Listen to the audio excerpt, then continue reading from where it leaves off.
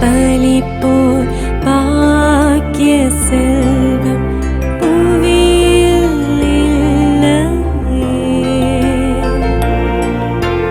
புவி நிரம்ப பொன் தந்தாலும் இப்பளிக்கு ஈடில்லையே.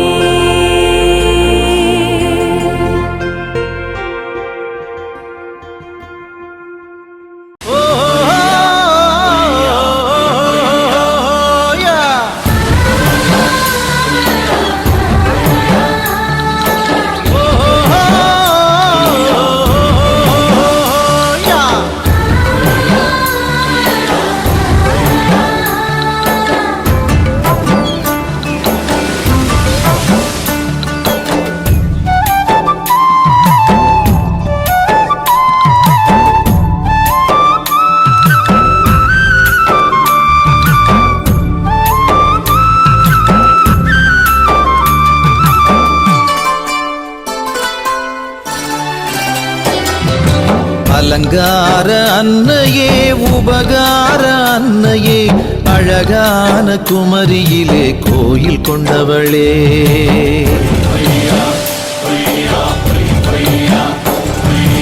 அலங்கார அன்னையே, உபகார அன்னையே, அழகான குமரியிலே கோயில் கொண்டவளே.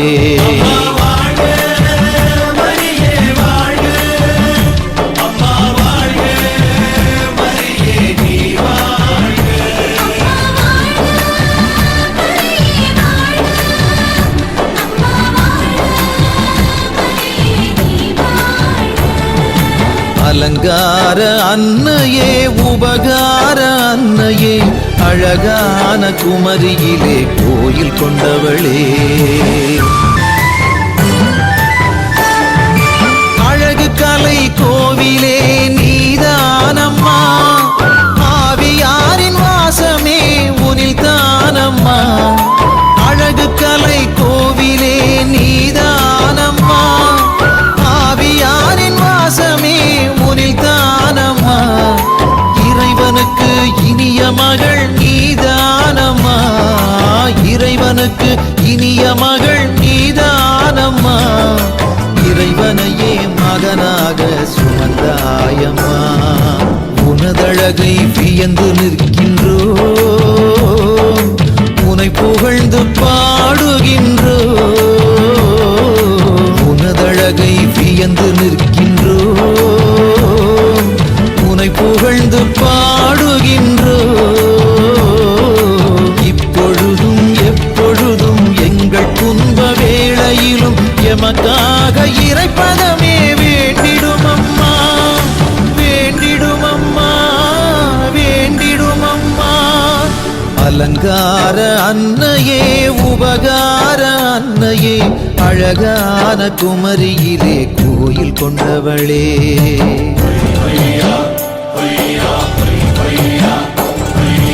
அலங்கார அன்னையே, உபகார அன்னையே, அழகான குமரியிலே கோயில் கொண்டவளே.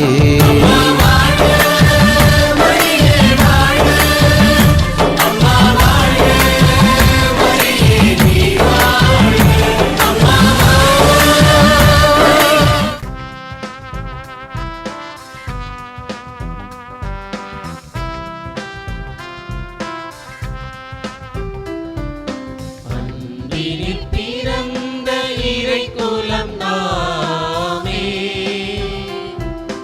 அன்பினில்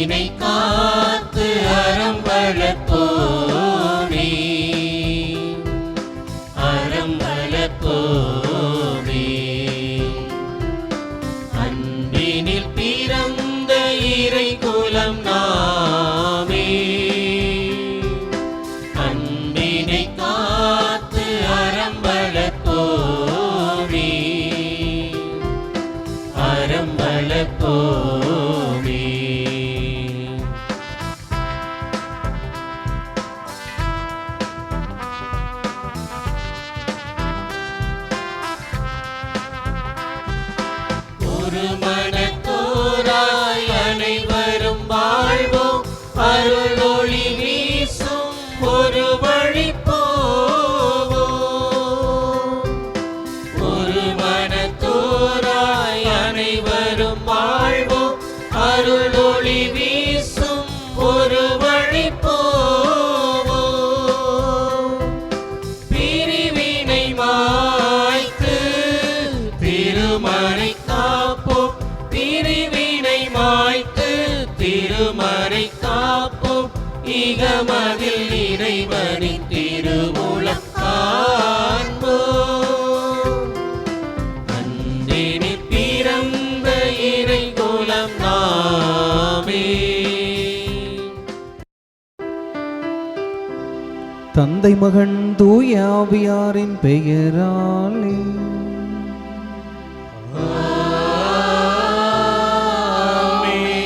நம் ஆண்டவராகிய இயேசு கிறிஸ்துவின் அருளும் கடவுளின் அன்பும் தூய ஆவியாரின் நட்புறவும் நம் அனைவரோடும் என்றும் இருப்பதாக. ஆன்மாவோடும் இருப்பதாக.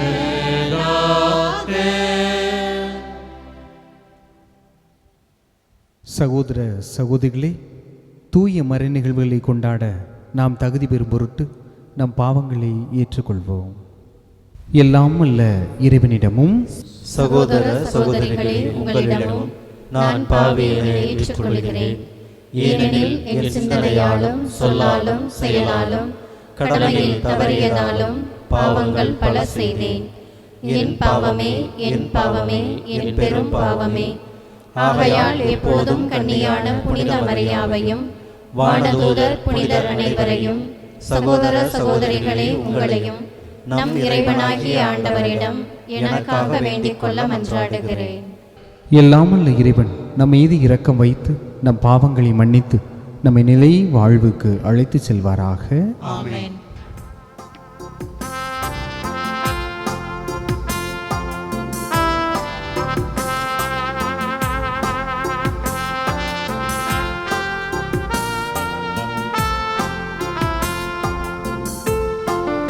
ஆண்டவரே இரக்கமாயிரும். ஆண்டவரே இரக்கமாயிரும். இயேசுவே இரக்கமாயிரும். இயேசுவே இரக்கமாயிரும். இரக்கமாயிரும். இரக்கமாயிரும். மன்றாடுவோமாக. என்றென்றும் உள்ள தந்தையே, எங்கள் இதயங்களை உம்பால் திருப்பியருளும். அதனால் நாங்கள் என்றும் தேவையான ஒன்றை மட்டுமே நாடி பிறரன்பு செயல்களை ஆற்றி உம்முடைய வழிபாட்டுக்கு எங்களையே அர்ப்பணித்தவர்களாய் வாழ அருள் புரிவீராக. உமோடு தூய ஆவியாரின் ஒன்றிப்பில் இறைவனாய் என்றென்றும் வாழ்ந்து ஆட்சி செய்கின்ற அவர் வழியாக உம்மை மன்றாடுகின்றோம்.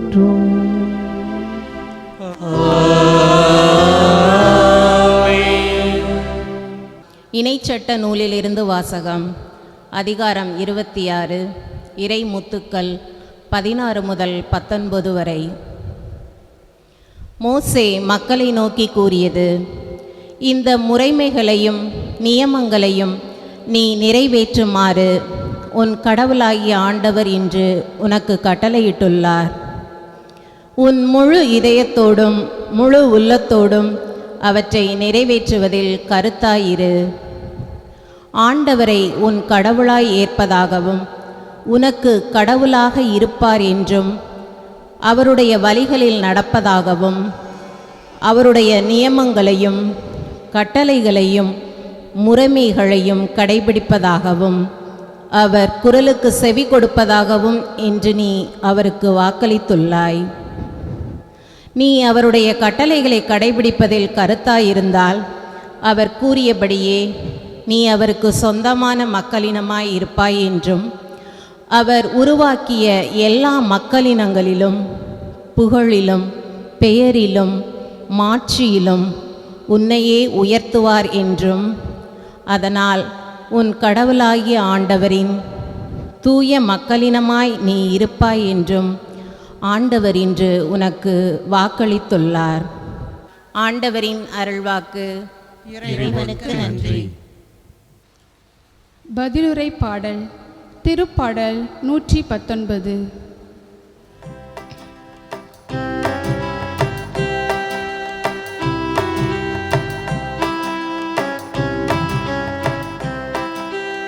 ஆண்டவர் திருச்சட்டப்படி நடப்போர் பேறு பெற்றோர். ஆண்டவர் திருச்சட்டப்படி நடப்போர் பேறு பெற்றோர். ஆண்டவர் திருச்சட்டப்படி நடப்போர் பேறு பெற்றோர். ஆண்டவர் திருச்சட்டப்படி நடப்போர் பேறு பெற்றோர். மாசற்ற வழியில் நடப்போர் பேறு பெற்றோர். ஆண்டவர் திருச்சட்டப்படி நடப்போர் பேறு பெற்றோர். அவர் தந்த ஒழுங்குமுறைகளை கடைபிடிப்போர் பேறு பெற்றோர். முழு மனத்தோடு அவரை தேடுவோர் பேறு பெற்றோர். ஆண்டவர் திருச்சட்டப்படி நடப்போர் பேறு பெற்றோர். ஆண்டவர் திருச்சட்டப்படி நடப்போர் பேறு பெற்றோர். ஆண்டவரே நீர்வும் நியமங்களை தந்தீர். அவற்றை நாங்கள் முழுமையாக கடைபிடிக்க வேண்டும் என்றீர். உம்முடைய விதிமுறைகளை நான் கடைபிடிக்க என் நடத்தை உறுதியுள்ளதாயிருந்தால் எவ்வளவோ நலம். ஆண்டவர் திருச்சட்டப்படி நடப்போர் பேறு பெற்றோர். ஆண்டவர் திருச்சட்டப்படி நடப்போர் பேறு பெற்றோர். உம் நீதி நெறிகளை நான் கற்றுக்கொண்டு நேரிய உள்ளத்தோடு உம்மை புகழ்வேன். உம் விதிமுறைகளை நான் கடைபிடிப்பேன். என்னை ஒருபோதும் கைவிட்டு விடாதேயும். ஆண்டவர் திருச்சட்டப்படி நடப்போர் பேறு பெற்றோர். ஆண்டவர் திருச்சட்டப்படி நடப்போர் பேறு பெற்றோர்.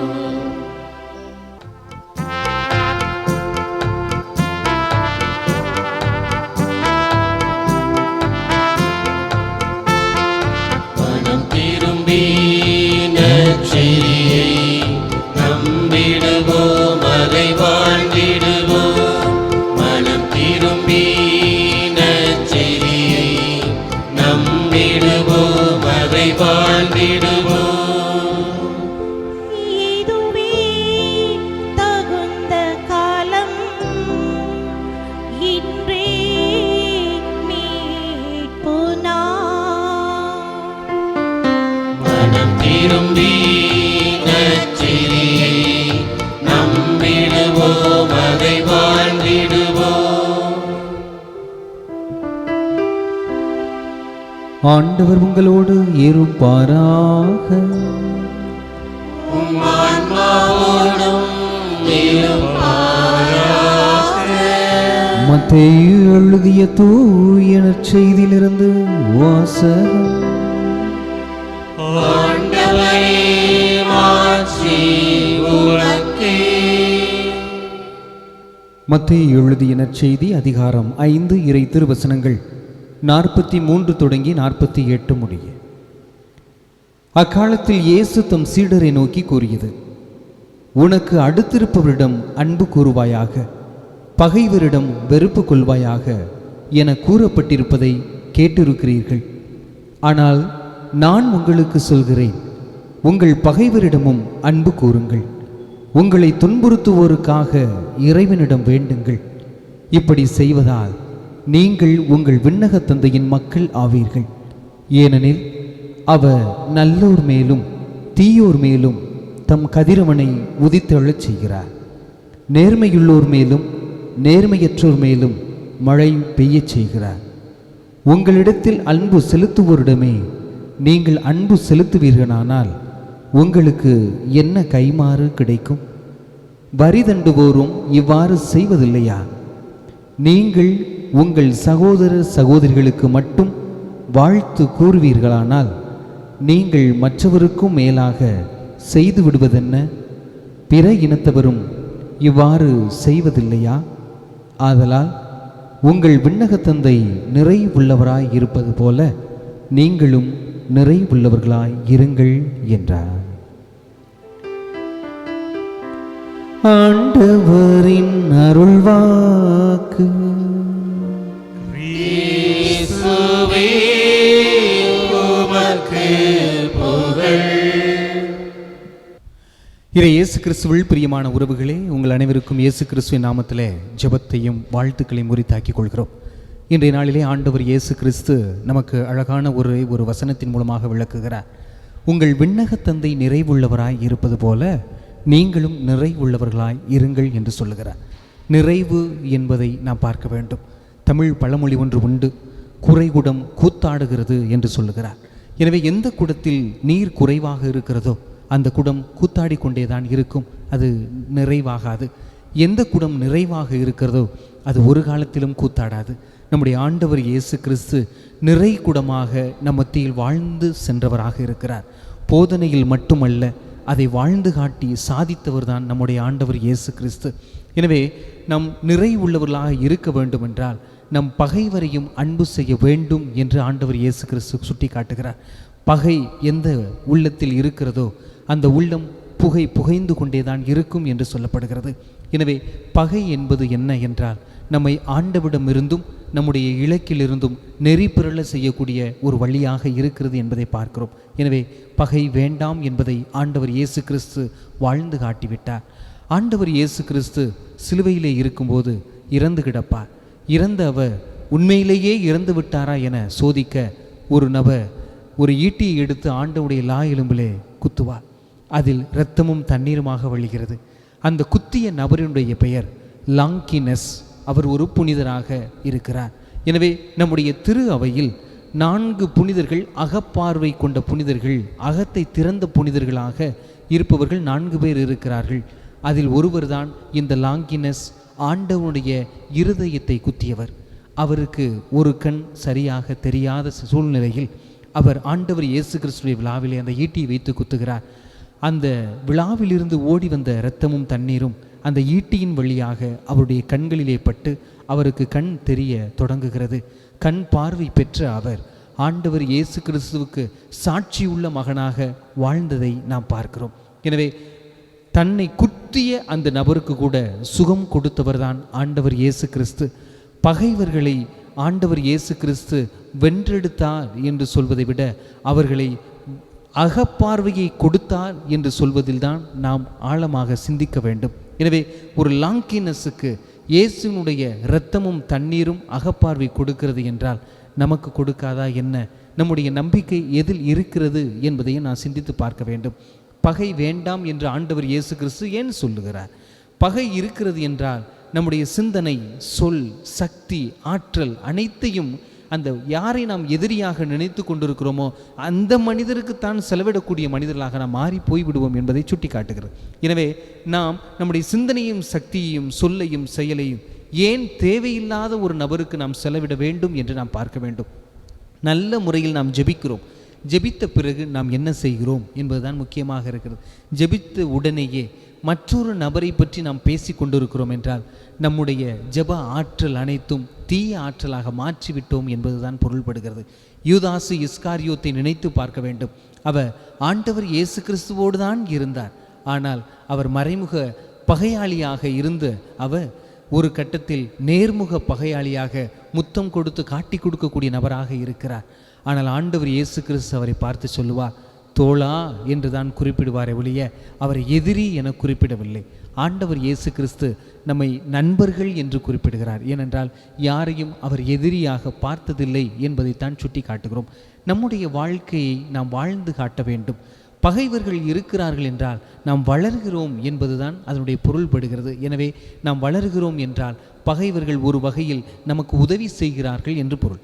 2 வகையான பகைவர்கள் இருக்கிறார்கள். ஒன்று இயற்கையான எதிரிகள், 2 செயற்கையான எதிரிகள் பார்க்கிறோம். இயற்கையான எதிரிகள் நம்மை வளர்த்தெடுக்கக்கூடியவர்களாக இருக்கிறார்கள். செயற்கையான எதிரிகள் நம்முடைய இலக்கை நோக்கி செல்ல தடையாக இருக்கிறார்கள். இந்த செயற்கையான எதிரிகளை உருவாக்குவதே நாம் தான் என்பதை நாம் முதலில் ஏற்றுக்கொள்ள வேண்டும். எனவே நாம் உறங்குவதற்கு முன்பாக நம் உள்ளத்தில் யாரை தாங்கி கொண்டு உறங்குகிறோம் என்பது முக்கியமாக இருக்கிறது. என் தூக்கத்திற்கு முன்பாக என் இதயத்தில் இயேசு இருக்கிறாரா, இல்லை நான் எதிரியாக பாவிக்கக்கூடிய மனிதர் உள்ளே இருக்கிறாரா என்பதை நாம் ஆழமாக சிந்தித்து பார்க்கக்கூடிய கட்டாயத்திலே நாம் இருக்கிறோம். விவேகானந்தர் பாலி மொழியிலே இயேசு கிறிஸ்துவை பற்றி ஒரு கட்டுரை எழுதியிருக்கிறார். என்னவென்றால், இயேசு கிறிஸ்து மட்டும் சிலுவையில் தொங்கும்போது, தந்தையே இவர்கள் அறியாது செய்கிறார்கள், இவர்களை மன்னியும் என்று சொல்லாமல் இறந்திருந்தார் என்றால் நான் அவரை ஒரு ஆண்டவராக ஏற்றுக்கொண்டிருக்க மாட்டேன் என சொல்லுகிறார். எனவே அப்படிப்பட்ட ஆண்டவர் தான் நம்முடைய ஆண்டவர். பகைவரை அன்பு செய்ய அவர் எடுத்த அந்த ஆயுதம்தான் மிகவும் உணர்ச்சிகரமான ஒரு ஆயுதமாக இருக்கிறது, அன்பு. எவரிடம் அன்பு இல்லையோ அவரிடம் நம்பிக்கை இருக்காது. எவரிடம் நம்பிக்கை இல்லையோ அவரிடம் பயம் இருக்கும். எவரிடம் பயம் இருக்கிறதோ அவரிடம் நோய் இருக்கும் என்று சொல்லுகிறார்கள். எனவே நாம் அன்பு உள்ள மனிதர்களாக இருந்தோம் என்றால் நம்மிடம் நம்பிக்கை இருக்கும். அந்த நம்பிக்கையின் மூலமாக நாம் எவரை வேண்டுமானாலும் எதிர்கொள்ள முடியும் என்பதுதான் உண்மையாக இருக்கிறது. இந்த உலகத்திலேயே நாம் கண்டுகொள்ளாத ஒரு மனிதர் இருக்கிறார். அவரைத்தான் நாம் முதலில் கண்டுகொள்ள வேண்டும். அவர் யார் என்று பார்த்தோம் என்றால் நாம் தான். நம்மை தான் நாம் கண்டுகொள்ளாமல் இருக்கிறோம் என்பதை பார்க்க வேண்டும். நம்முடைய சிந்தனை தான் நமக்கு முதல் எதிரியாக இருக்கிறது. நாம் வெளியிலிருந்து வரக்கூடிய எதிரிகளை தடுத்து விடலாம். ஆனால் நமக்குள் இருந்து வரக்கூடிய அந்த சிந்தனையாகிய எதிரியை நாம் சரி செய்ய வேண்டும். புனித அகஸ்தினர் அழகாக சொல்வார், உன்னையன்றி உன்னை யாராலும் மீட்க முடியாது என்று சொல்வதை போல நாம் நம் மனத்தை கொண்டு நம்முடைய சிந்தனையை சரி செய்ய வேண்டும். அதனால தான் ஒரு கவிதை ஒன்று உண்டு, சிந்தனையை கவனியுங்கள் அவை சொற்களாகின்றன, சொற்களை கவனியுங்கள் அவை செயல்களாகின்றன, செயல்களை கவனியுங்கள் அவை உங்கள் பழக்கங்களாகின்றன, பழக்கங்களை கவனியுங்கள் அவை உங்கள் வழக்கங்களாகின்றன, வழக்கங்களை கவனியுங்கள் அவை உங்கள் குணாதிசயமாகிறது, உங்கள் குணாதிசயத்தை கவனியுங்கள் அதுதான் உங்கள் தலைவிதியாக மாறுகிறது என்று சொல்லுகிறார்கள். எனவே அன்பிற்கினிய உறவுகளே, நம்முடைய சிந்தனையை நாம் சரி செய்து விட்டோம் என்றால் நம்முடைய செயல் சரியாக இருக்கும் என்று சொல்லப்படுகிறது. எதிரிகளை கண்டு நாம் அவர்களை நினைத்து கொண்டே இருக்கிறோம் என்றால் நாம் ஒருபோதும் இயேசுவோடு இணைந்து செல்ல முடியாது. நாம் தனிமையில் இருப்பதாக உணர்கிறோம் என்றால் நாம் ஜெபிப்போம். ஏனென்றால் எப்பொழுது நாம் ஜெபிக்கிறோமோ அப்பொழுது இயேசு ஆண்டவர் நம்மோடு இருக்கிறார் என்பதை நாம் ஆழமாக ஏற்றுக்கொள்ள வேண்டும். எனவே நம்முடைய வாழ்க்கையில் எதிரிகள் என்னாலும் இருக்கத்தான் செய்வார்கள். ஒரு அழகான கதை ஒன்று சொல்லுவார்கள். ஒரு யானை குளித்து விட்டு வருகிறதா, ரோட்டோரத்தில் ஒய்யாரமாக வந்து கொண்டிருக்கும் போது சாக்கடையில் இருந்து பிறண்டு உருண்டு ஒரு பன்றி எதிர்பக்கமாக வந்து கொண்டிருக்கிறது. அப்பொழுது அந்த பன்றியை பார்த்த யானை சற்று ஓரமாக ஒதுங்கி செல்கிறது. அங்கு யானை கூட்டம் நிற்கிறது, இங்கு பன்னி கூட்டம் நிற்கிறது. அங்கு யானை கூட்டம் யானையை பார்த்து கேட்கிறது, ஏன் அந்த சிறிய விலங்குக்கு நீ ஒதுங்கி வந்தாய்? நீ எவ்வளவு பெரிய ஆள் என்பதை மறந்து விட்டாயா என்று சொன்னது. அங்கு பன்றி அங்கு போய் சேர்ந்தவுடன், பார்த்தீங்களா எனக்கு அந்த எவ்வளவு பெரிய யானை பயந்து ஒதுங்கி போகிறது என பார்த்தீங்களா அப்படின்னு சொல்லும்போது அந்த மற்ற பன்னிகள் எல்லாம் அவரதை பெருமையாக பேசியதாம். இந்த யானை, பாத்தியா உன்னால் நமக்கு கேவலம் ஏற்பட்டிருக்கு என்று சொல்லும்போது இந்த யானை சொன்னதாம், ஒன்று கவனித்து கொள்ளுங்கள், நான் குளித்திருக்கிறேன், அவன் சாக்கடையில் இருக்கிறான். நான் அவனுக்கு நேராக வந்தேன் என்றால் அவன் உடம்பை சிலுப்பும் போது அவன் உடம்பில் இருக்கக்கூடிய சாக்கடை என் மீதும் ஒட்டிக்கொள்ளும் அல்லவா? அந்த சாக்கடை மூலமாக மீண்டும் நான் அழுக்கடைந்து விடுவேன் அல்லவா? சில நேரங்களில் சிலரை தவிர்த்து செல்வது நல்லதுதான் என்பதை நாம் பார்க்க வேண்டும். அப்பொழுதுதான் நம்முடைய வாழ்க்கையிலும் எந்த ஒரு கரையும் கலக்கமும் இல்லாமல் நாம் நிம்மதியாக இருக்கக்கூடிய அந்த சூழ்நிலையில் இருப்போம். எனவே ஸ்தேவானை பார்க்கிறோம். புனித ஸ்தேவான் அவர்கள் தன்னை கல்லால் எரியும் போது கூட, தந்தையே இவர்கள் அறியாது செய்கிறார்கள், இவர்களை மன்னியும் என சொல்லுகிறார். புனித அன்னை தெரசா அவர்களை பார்க்கிறோம்.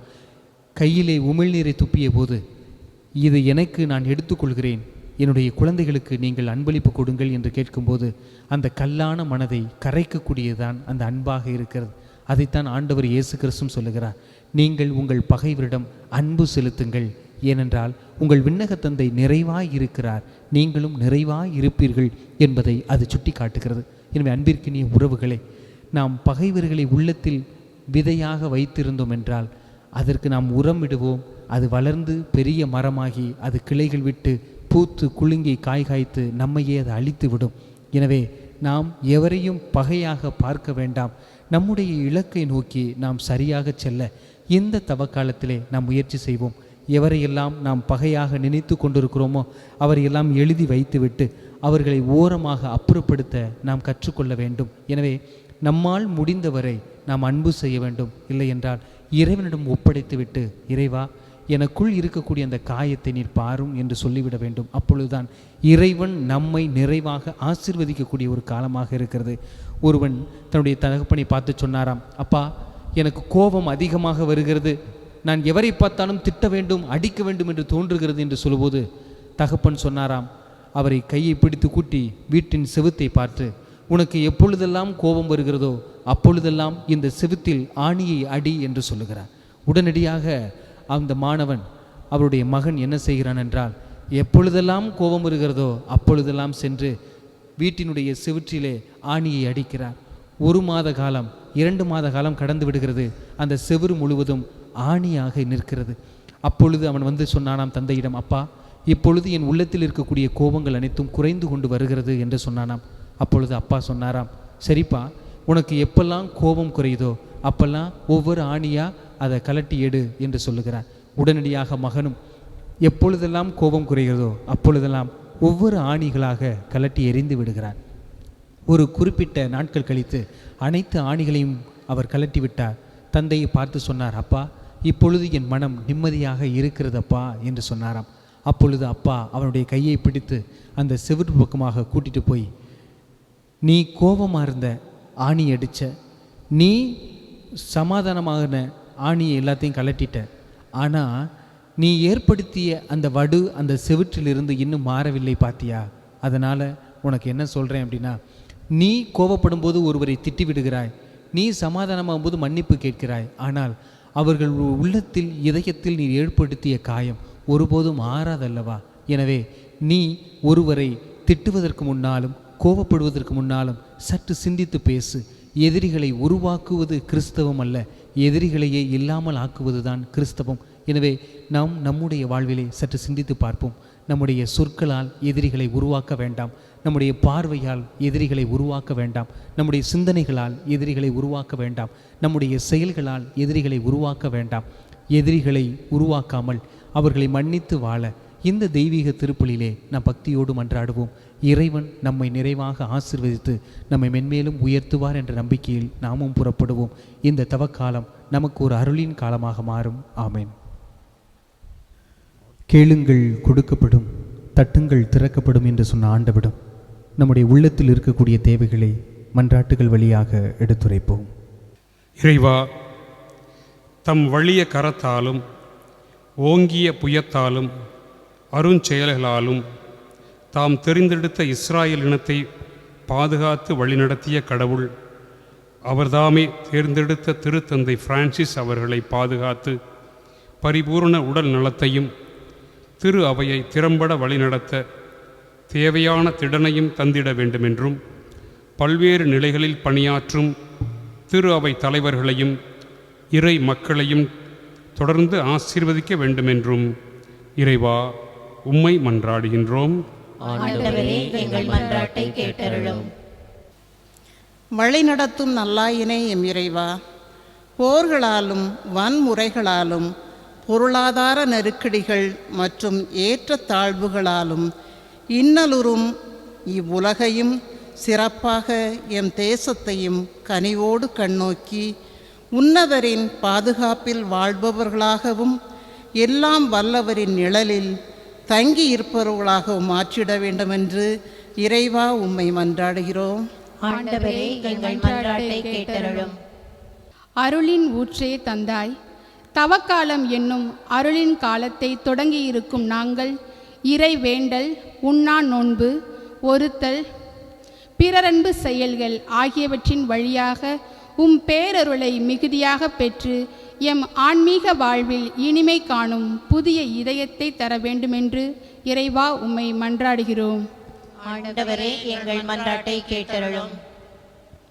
இத்தவ காலத்தில் பயணிக்கும் நாங்கள் எங்கள் நல்ல சிந்தனை, சொல், செயல்கள் வழியாக உம்மை எம் இதயத்தில் தாங்கி மற்றவர்கள் வாழ்வில் அதை பிரதிபலிக்க தேவையான உம் ஆவியின் கொடைகளை தர வேண்டுமென்று இறைவா உம்மை மன்றாடுகின்றோம். ஆண்டவரே எங்கள் மன்றாட்டை கேட்டருளும். நம் தேவைகளை எல்லாம் மன்றாட்டின் வழியாக எடுத்துரைத்து நாம் நம்முடைய தேவைகளை இறைவன் கொடுப்பார் என்ற நம்பிக்கையில் எங்கள் ஆண்டவராகிய இயேசு கிறிஸ்து வழியாக உம்மை மன்றாடுகிறோம். ஆமென்.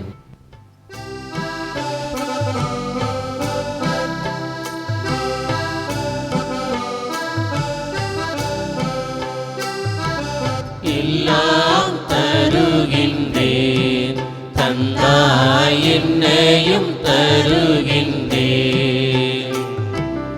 எல்லாம் தருகின்றேன், தந்தாய் என்னையும் தருகின்றேன்.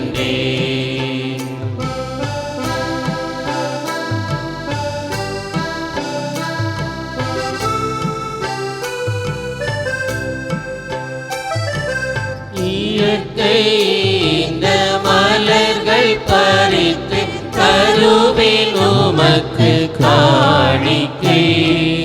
இயற்கை இந்த மலர்கள் பறித்து கருவில் உமக்கு காணிக்கை. உழைப்பின் பயனாய் கிடைத்த பொருளை, உழைப்பின் பயனாய் கிடைத்த பொருளை என்னோடு இணைத்து தருகின்றேன், என்னோடு இணைத்து தருகின்றேன். எல்லாம் தருகின்றேன், தந்தாய் என்னையும் தருகின்றேன். சகோதர சகோதரி, என்னுடைய உங்களுடையமான இப்பலி எல்லாமல்ல இறைவன் ஏற்றுக்கொள்ளும்படியாக நாம் அன்றாடுவோம்.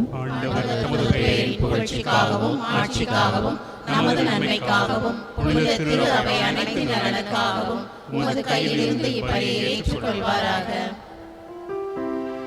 ஆண்டவரே, இப்பழி பொருட்கள் வழியாக மீட்பின் பயன் எங்களுக்கு கிடைக்க உம்மை வேண்டுகின்றோம். அளவுக்கு மீறிய மனித நாட்டங்களிலிருந்து அது எங்களை விடுவித்து மீட்பு அளிக்கும் கொடைகளுக்கு எங்களை இட்டுச் செல்வதாக எங்கள் ஆண்டவராகிய இயேசு கிறிஸ்து வழியாக உம்மை மன்றாடுகின்றோம்.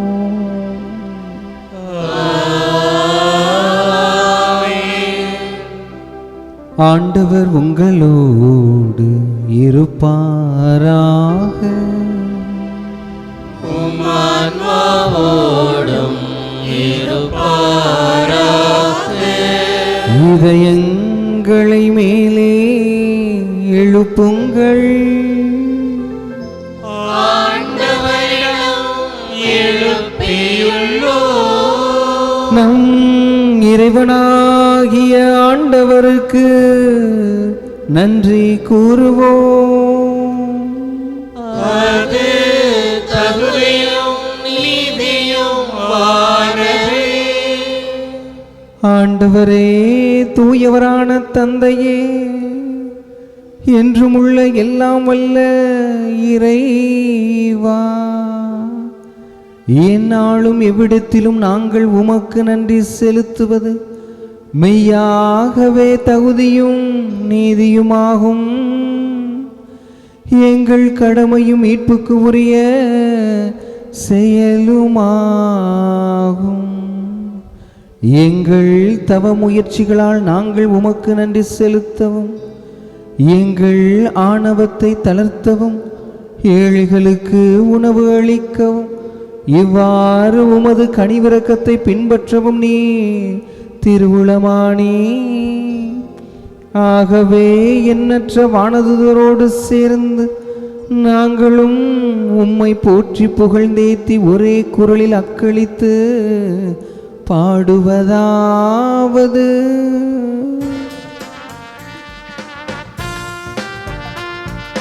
தூயவர் தூயவர் தூயவர் வான் படைகளின் கடவுளாம் ஆண்டவர். விண்ணகமும் மண்ணகமும் உமது மாட்சியால் நிறைந்துள்ளன.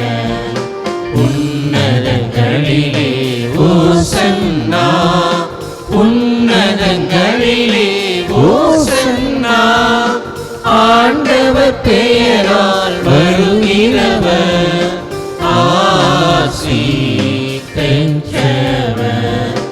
உன்னதங்களிலே ஓசன்னா, உன்னதங்களிலே ஓசன்னா. ஆண்டவரே, நீர் மெய்யாகவே தூயவர், தூய்மை அனைத்திற்கும் ஊற்று. ஆகவே உம்முடைய ஆவியை பொழிந்தி காணிக்கைகளை தூய்மைப்படுத்த உம்மை வேண்டுகின்றோம். இவ்வாறு எங்கள் ஆண்டவர் இயேசு கிறிஸ்துவின் உடலாகவும் இரத்தமாகவும் எங்களுக்கு இவை மாறுபனவாக.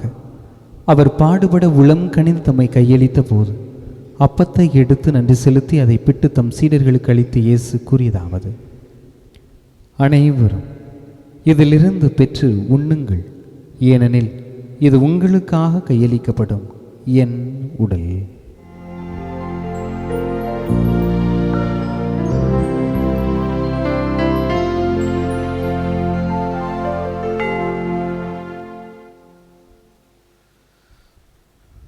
அவண்ணமே இரவு விருந்தை அருந்திய பின் கிண்ணத்தையும் எடுத்து மீண்டும் உமக்கு நன்றி கூறி தம் சீடர்களுக்கு அளித்து இயேசு கூறியதாவது: அனைவரும் இதிலிருந்து பெற்று பருகுங்கள், ஏனெனில் இது புதிய நிலையான உடன்படிக்கைக்குரிய இரத்தத்தின் கிண்ணம். இது பாவ மன்னிப்புக்கென்று உங்களுக்காகவும் பலருக்காகவும் சிந்தப்படும். இதை என் நினைவாக செய்யுங்கள்.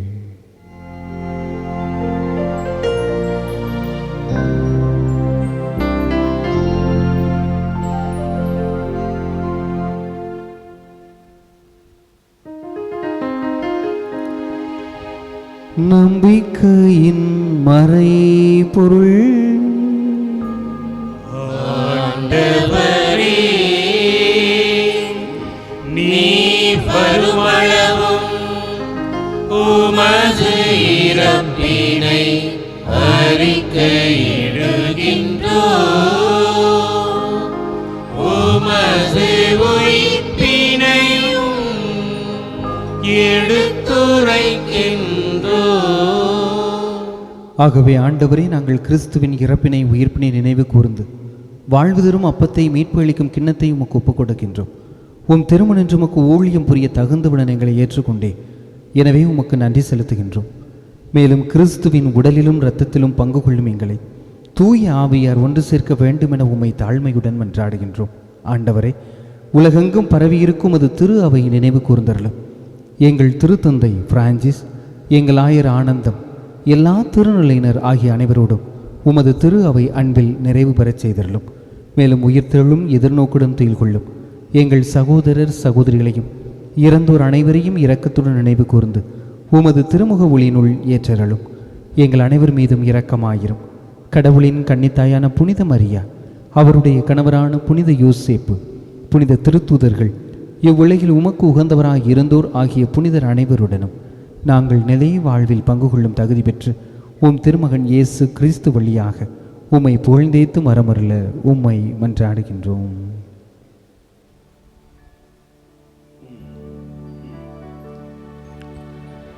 இவர் வழியாக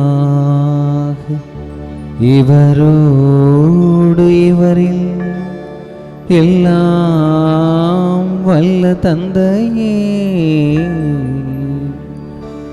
தூய ஆவியாரின் ஒன்றிப்பில் எல்லா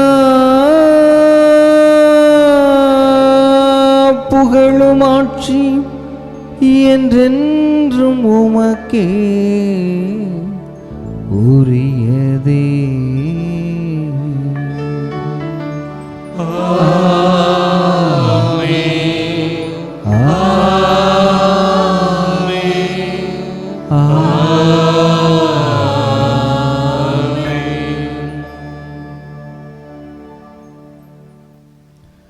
மீட்பரின் கட்டளையினால் கற்பிக்கப்பட்டு இறை வெடிப்பினையால் பயிற்சி பெற்ற நாம் துணிந்து பாடுவோம். எங்கள் தந்தையே, உமது பெயர் தூயதென போற்றப் பெறுக. உமது ஆட்சி வருக. உமது திருவுளம் விண்ணுலகில் நிறைவேறுவது போல மண்ணுலகிலும் நிறைவேறுக. எங்கள் அன்றாட உணவை இன்று எங்களுக்கு தாரும். எங்களுக்கு எதிராக குற்றம் செய்வோரை நாங்கள் மன்னிப்பது போல எங்கள் குற்றங்களை மன்னியும். எங்களை சோதனைக்கு உட்படுத்தாதேயும்,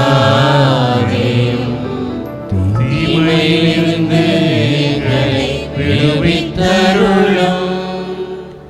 ஆண்டவரே, தீமை அனைத்திலும் இருந்தும் எங்களை விடுவித்து எங்கள் வாழ்நாளில் அமைதியை கனிவுடன் அருளும் என்றாடுகின்றோம்.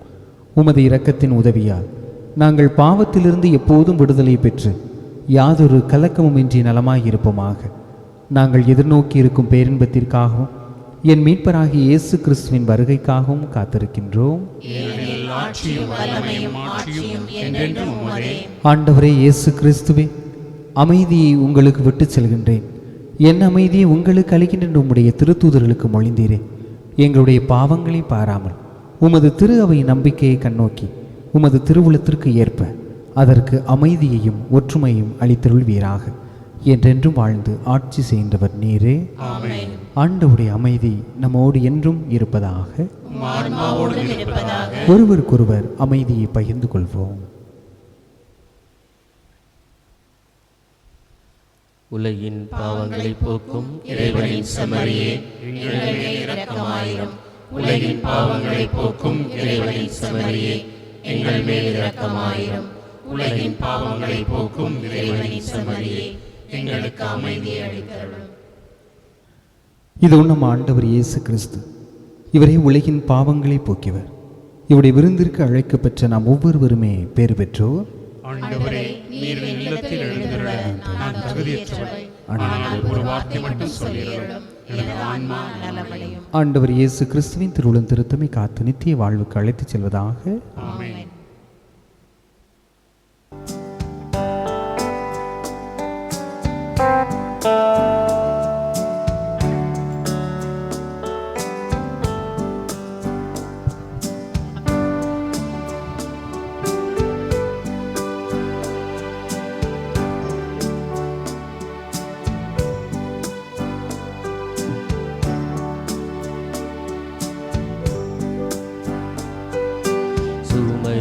சுமந்து சோர்ந்திருப்போரே, வாருங்கள், நம் ஆண்டவர் அழைக்கின்றார். இளைப்பாற்றி கொடுக்கின்றார். சுமை சுமந்து சோர்ந்திருப்போரே,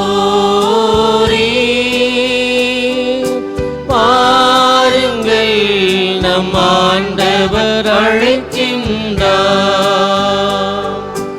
இளைப்பாற்றி கொடுக்கின்றார்.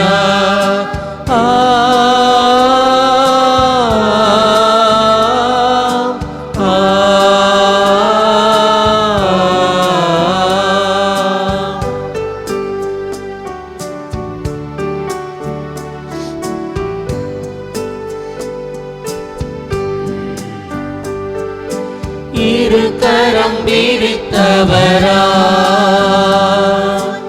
இதயத்தை திறந்தவரா, இரு கரம் விரித்தவரா, இதயத்தை திறந்தவரா, இறைவன் இருக்கின்றார், இனியும் தாமதமே. சுமை சுமந்து சோர்ந்திருப்போரே, வாருங்கள், நம் ஆண்டவர் அழைக்கின்றார், இளைப்பாற்றி கொடுக்கின்றார்.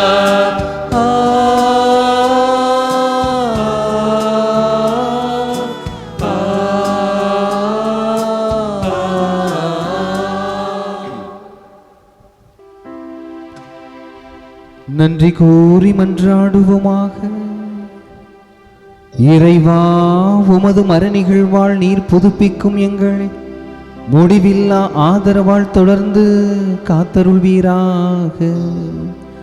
விண்ணக படிப்பினைகளால் நீரே நிரப்பியவர்களோடு உமது மீட்பு அளிக்கும் ஆதரவால் உடனிருப்பீராக.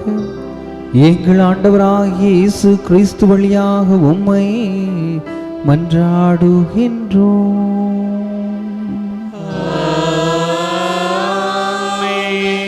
ஆண்டவர் உங்களோடு இருப்பாராக.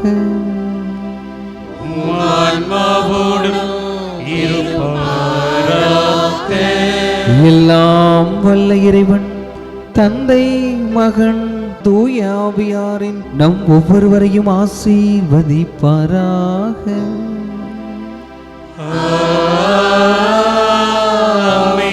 சென்று வாழுவோம், வாழ்வின் பள்ளி தொடர்கின்றது. இறைவனுக்கு நன்றி.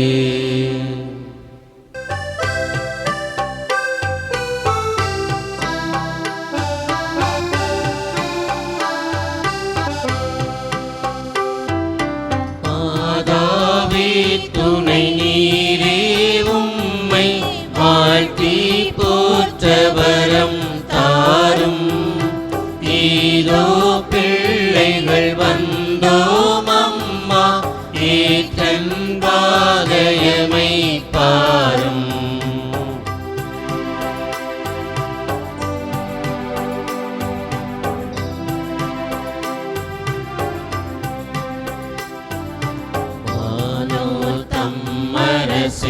தாயேயம் மன்றாட்டை தயவாய் கேளும். நீனோரென்றமை நீ தள்ளாமல் எக்கால துணை தக்காரும். மாதாவே துணை நீரே, உம்மை வாழ்த்தி போற்றவரம் தாரும். இதோ பிள்ளைகள் வந்தோம் அம்மா, ஏற்றன் பாதையமை பாரும்.